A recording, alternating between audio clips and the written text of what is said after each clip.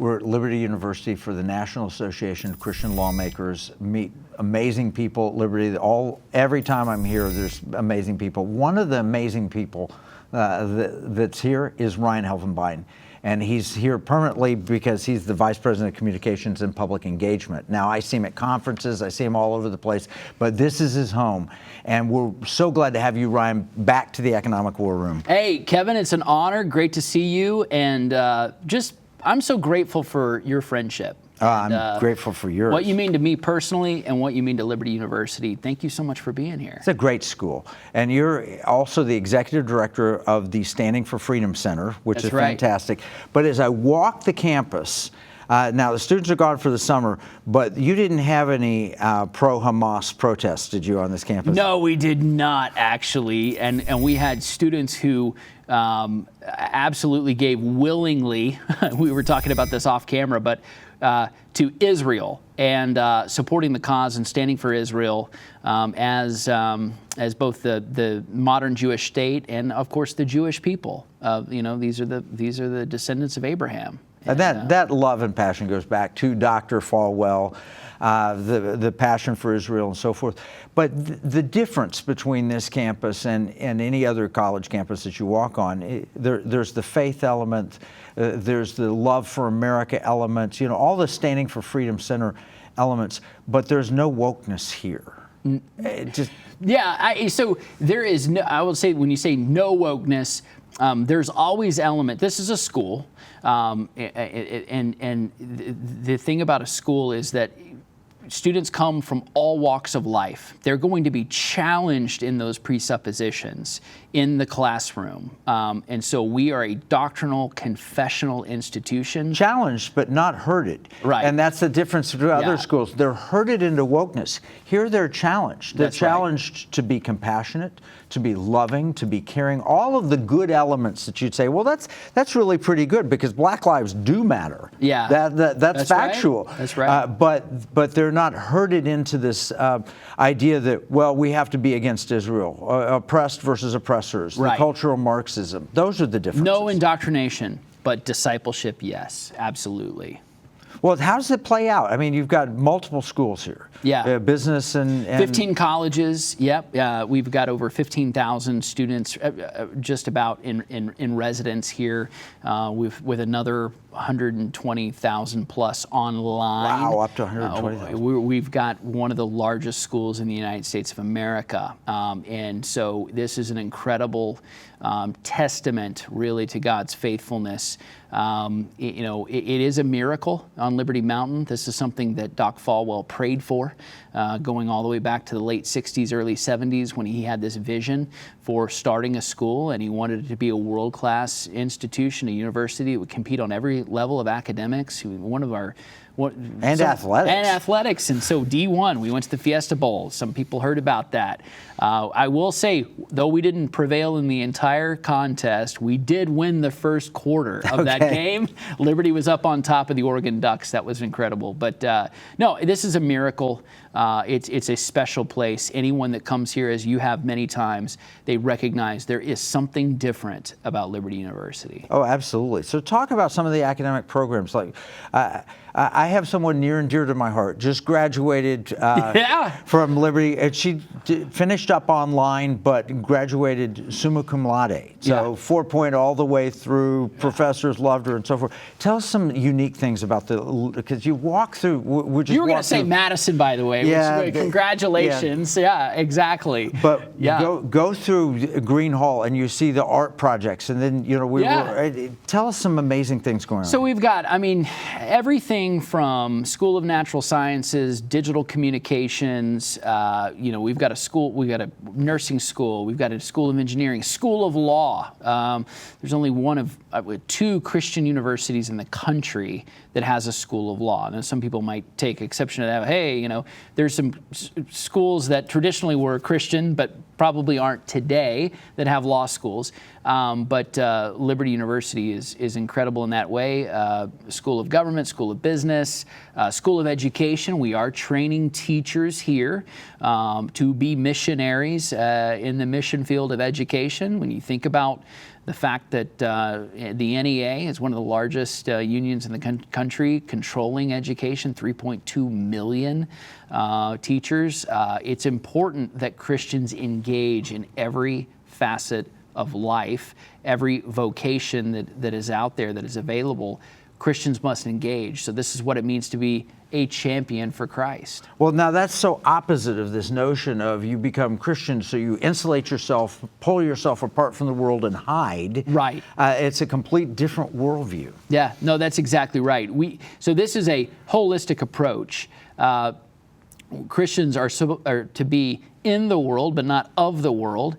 And the Apostle Paul, of course, when writing the New Testament, has given us all kinds of passages on living out our vocation, our calling. And that's something that we need to continue to press into and inspire that next generation to live out their faith competently and confidently as believers. Well, if you take the two greatest commandments, love the Lord your God with all your heart, soul, and mind and strength, and then love your neighbor, it's almost impossible to love your neighbor if you're hidden away in some commune somewhere. That's right. Yeah, we are not called to be monks, but missionaries for Jesus. That's absolutely right. So I think one of the things you see instantly is that when you come to Liberty and you take a look at 700 different degree programs, 15,000 students on campus. So one of the things that is remarkably different when you look at any other college or university, when you see their degree programs, right, they have all of that stuff. But what is different about Liberty University is that faith is central, faith in Jesus Christ. That is the Liberty difference. We were talking about wokeism earlier. When you consider the fact that so many other schools are pursuing their own view of justice, biblical justice reigns supreme at Liberty University, and it's because of Jesus Christ. And I think that's the important thing to recognize. So we love the facilities, we love the athletics, we love the academics, but what is the Liberty difference? It's our spiritual emphasis. That's what makes it different. Well, I think what else makes it different is that there's not this beholden to money. You see so many schools that are beholden to China. And so there's no justice there. They're not talking about the human organ harvesting from live humans that's taking place in China. They're forbidden to discuss it, forbidden to say any of these other things, which naturally students would oppose if they had the opportunity to know about it. But they give so much money to other schools in some cases that they don't even delve into those issues. Yeah. We're going to need to take a break. When we come back, let's talk about some of the issues of the day and where Liberty students can and will make a difference. In uncertain times, finding stability in the economy can feel challenging. But what if you could navigate economic volatility while honoring your biblical values? At Timothy Plan, they believe this balance is possible. Timothy Plan filters its volatility-weighted ETFs and family of mutual funds through a biblical pro-life and pro-family lens, so you can see competitive returns and moral responsibility, helping you to weather the economic storms. With Timothy Plan, align your investments with your values while adapting to our ever-changing culture. Since 1994, Timothy Plan has been recognized leader in biblically responsible investing. Timothy Plan, your bridge between faith, finances, and the future. Visit timothyplan.com or call 1-800-TIM-PLAN or 1-800-846-7526. Investing includes risk, including possible loss of principal. Before investing, carefully consider a fund's investment objectives, risks, charges, and expenses contained in the prospectus available at timothyplan.com. I'm Kevin Sorbo. When you spend money, you consider who you're buying from and the causes they support. If you don't, then you're likely supporting companies that are trying to destroy our country and take away our freedoms. Patriot Mobile is America's only Christian conservative wireless provider. They're a cell phone company and a good one. They offer nationwide coverage on the best 4G and 5G networks along with 100% US-based customer support. But here's the deal. Patriot Mobile's mission has nothing to do with cell phones. They carry out their mission by giving back millions of dollars every year to Christian conservative causes that are actively engaged in the fight to save America. Voting is no longer enough to beat the woke. We have to band together, support like-minded companies, and vote with our dollars. That's how we win. Stop supporting companies that want to destroy America and join Patriot Mobile today by visiting patriotmobile.com or call 972-PATRIOT.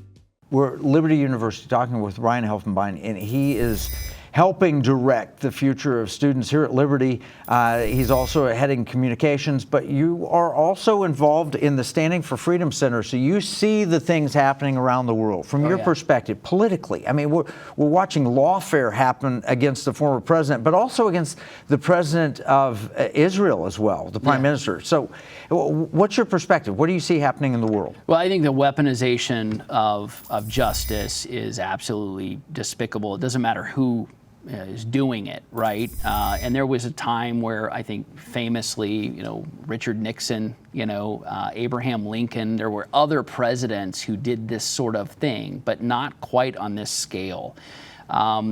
Look, at the end of the day, no one benefits from this. Folks might think, if I'm of this political party or affiliation, let me punish my political enemies, reward my political allies, and at the end of the day, we win. Actually, no. There is a long tail on that thing, and the bill always comes due, and everyone owes, and that's the problem.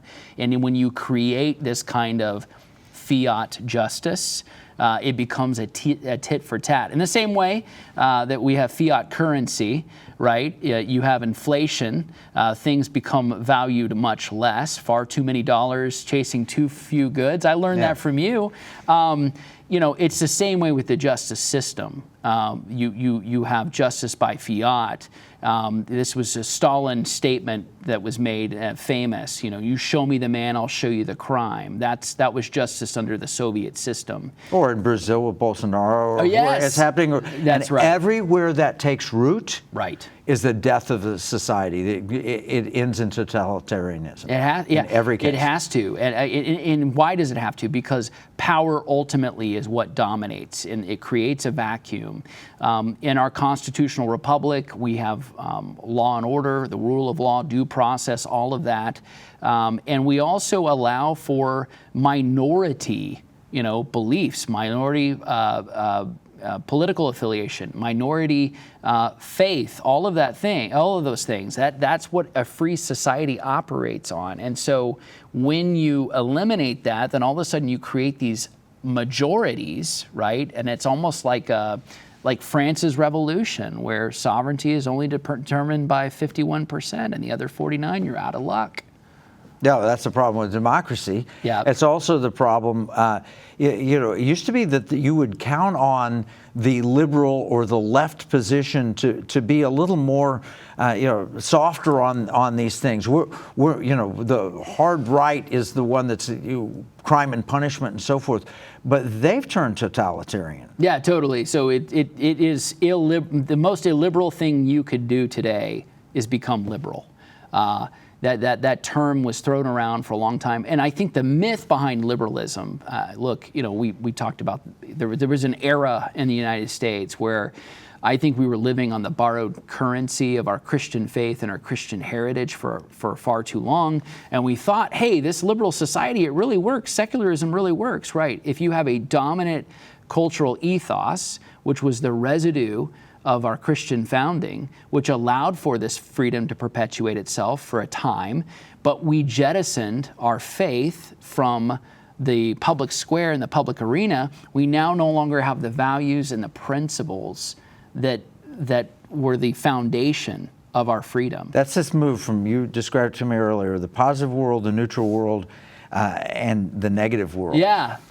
So there's an essay that's out there that's circulated for the past couple of years. There's even a book about it. Aaron Wrenn over at American Reformer's written this, and I think it's a keen insight that he made. There was a time in the United States when there was a cultural currency, if you will. To be a Christian, you were thought well of. It was good to be seen at church. There were a lot of cultural Christians who might not have actually been saved, born again. But it was the big country club you wanted to be part of at a minimum. That's right. Chamber of Commerce Christians did exist. Country club Christians, just like country club Republicans, did exist. And then we kind of meandered as a society, and we kind of found ourselves in a neutral playing field for quite a while, where it wasn't a bad thing to be a Christian. It just wasn't quite the currency. It didn't carry the weight that it used to be a reverend or be seen in society as a preacher or pastor, like Billy Graham was revered for so long. It now is a cultural liability. It's a political liability to go out strongly and say, I am a Christian. If you're a Christian, it's almost like saying, according to some, it's like saying I'm a dissident, I'm a rebel, Right. I'm going against this sort of regime. So you go from politic. Billy Graham, who's revered and loved and respected, to Franklin Graham, who's canceled and attacked That's right. and hated. That's right. And in the two different eras, completely different eras. And in fact, I think that's why Franklin has been so outspoken about what's happening politically in ways that his father didn't have to. Franklin No, he didn't was have friends to every president. That's right. That's right. So it didn't matter if you were a Democrat or Republican. If you had a chance to be with Billy Graham, you invited him to the White House and you Yes. spent time with him. That's right. The Bushes, the Clintons, going back to the Kennedys, he was there at every presidential inauguration, going all the way back to Dwight D. Eisenhower. So absolute incredible influence. Yeah, so we're seeing that shift. We lost the positive world. We lived through the neutral world, and that's kind of gone to where it's okay to be a Christian, but it's not. It doesn't have any panache to it. And now we're in the negative world, where it's actually when you say, "I believe that marriage is between one man and one woman." Yeah. In that neutral world, we just had Jim Garlow, I just interviewed. Yeah. He led Prop 8 in California, where Yes. a majority of people voted that marriage was between one man and one woman, Yeah. overturned by a court. But that's what California voted. So I love that you brought up marriage, because this is actually what has defined the negative world. In 2013, a Obergefell case before the Supreme Court, that was the landmark ruling that essentially changed everything and the politics in this country. And so, again, by fiat, you now have this point at which, because of marriage, Christianity is a liability. People that are holding the line, you think about all the people that are being drugged into courts across the country. Jack Phillips is famous because he's the cake maker who will not do same-sex weddings.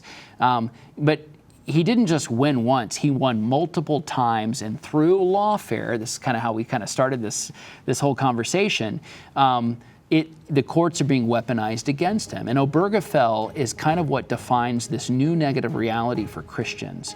Well, we'll have to take a break. We'll come back. We'll talk more politics of the day.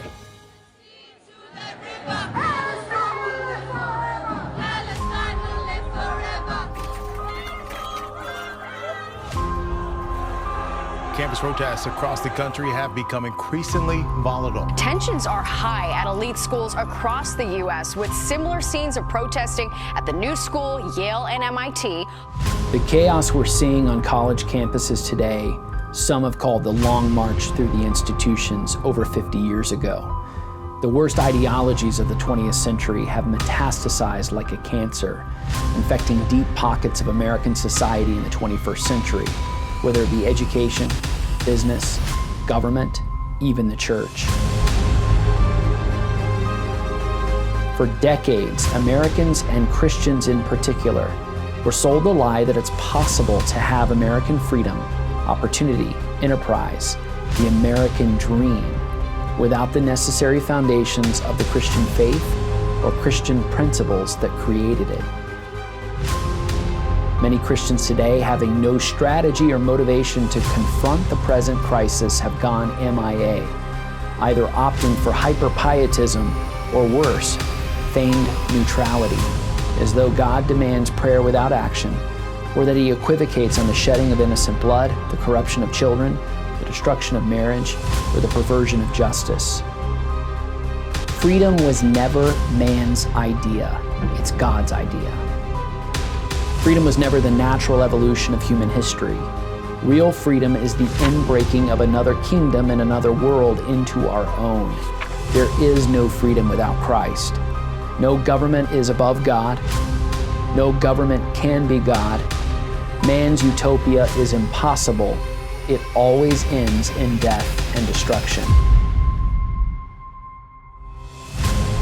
If we are to keep our nation free, we must be willing to stand for life, liberty, and truth to ensure the foundations of freedom exist for the next generation. We are fulfilling the vision of our founder, who saw this gathering storm long before it happened, and who was committed to courage with bold action. Our crisis will not go away on its own. It cannot be ignored, finessed, or coddled. It must be confronted and defeated. That is what the Standing for Freedom Center at Liberty University is all about, for such a time as this.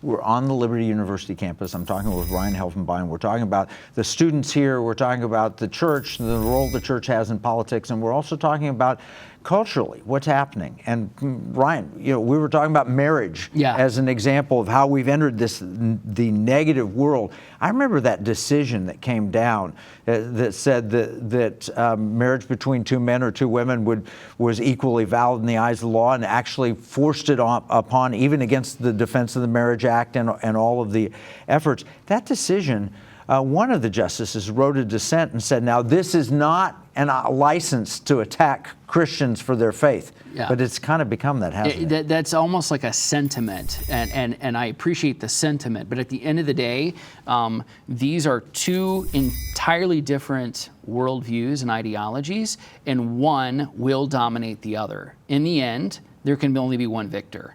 And so that's the problem right now you're seeing in the culture war. Antony Blinken basically, as Secretary of State, declared war on religious liberty when he made sexual orientation, gender identity the #1 policy agenda for the administration. And this is, again, foreign policy. It's stated in all of their documents when they first took office in 2020. Well, and this is scary to other nations that have been traditionally our allies, and Putin is taking advantage of this. Right. He's telling other nations, hey, by the way, if you don't accept their view of sexuality and gender and so forth, they'll cut you off, or they'll weaponize against you using the dollar or the SWIFT transaction system or something.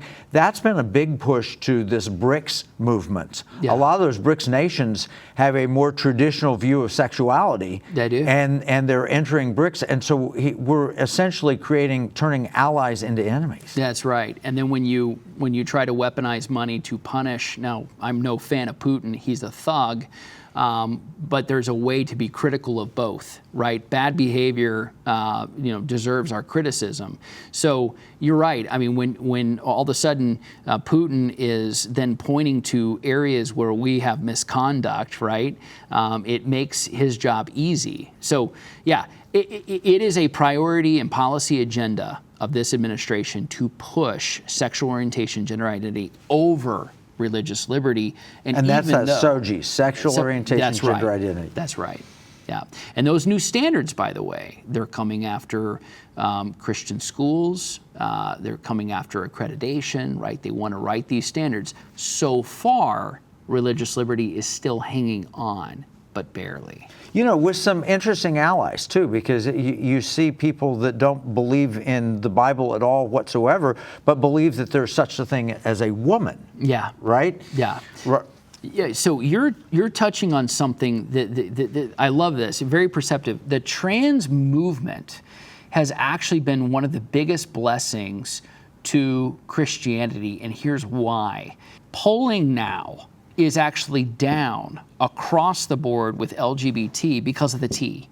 The T is pulling this movement down. Polling for gay marriage as a whole is down because of the trans movement. People are seeing that ideology being forced upon young children, and they're saying, absolutely not, I never signed up for this, and by the way, I don't agree with some other things that I'm seeing. Yeah. And it's because of the trans movement. Europe is rejecting. Yeah. And yet the hardest thing in the world for me to see is someone say, I believe in the science, and they trot out, I'm scientific and you're not. And then they'll say there's no such thing as a woman. Right. which biology has been a part of science as long as I've been alive, and I assume based on the history books for quite some time. Yes. And there always was a definition of what a man was and a woman was, but now it's a dividing thing.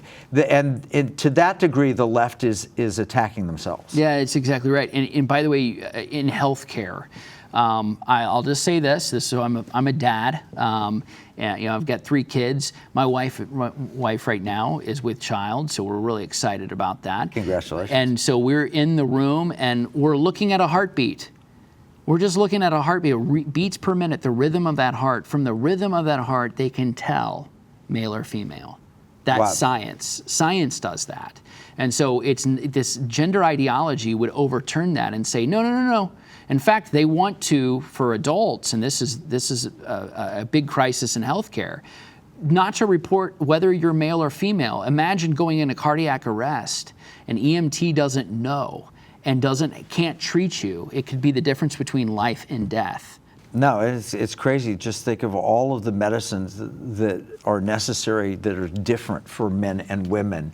A childbearing human or what. I mean, it's complete nonsense. It's anti-science and it's anti-economic. We're spending so much money with a massive national debt. We're $35 trillion in national debt. And here's the problem. We've made promises to the American people on Social Security. That's okay. We can pay those promises with dollars, even if they have less and less value. But we've also made promises of hip replacements and knee replacements, and now we're talking about promises of gender alterations that have no set price tag, that will bankrupt society. Yeah, I know. I totally agree. And at some point, that whole song and dance will come to an end. Hopefully not before we're bankrupt. Hopefully before we're bankrupt. Right. I totally agree. That's what I pray so. But I will say this, that the attitude, previous generations, my grandparents, great-grandparents' generation, their attitude towards debt, much different than ours. We live under the constant lens of an indebted world, right?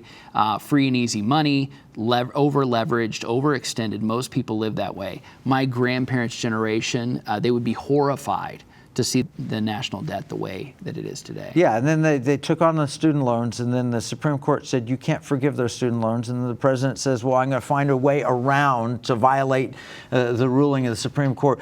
And that is partly to blame is the industry in which you operate, the education industry, because they've essentially weaponized education with federal dollars. It's become much too expensive, much too difficult, and so forth. This is a big economic war, isn't it? I blame Wilson. That's why we'll come back to that. We could do a history lesson, but I blame Woodrow Wilson.